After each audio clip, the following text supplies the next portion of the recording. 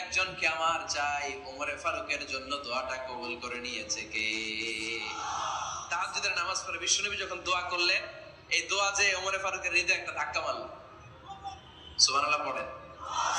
দোয়ার ধাক্কা বড় ধাক্কা, ঠিক কি না? প্রায় শুনবেন ক্যান্সার হইছে, ডাক্তার বলে দিছে বাঁচবে 2 মাস। কয় মাস? এরপর আমি দেখছি লোকটা 8 বছর বেঁচে ছিল। কয় বছর? ডাক্তার বলছে বাঁচবে কয় মাস, বেঁচে ছিল কয় বছর?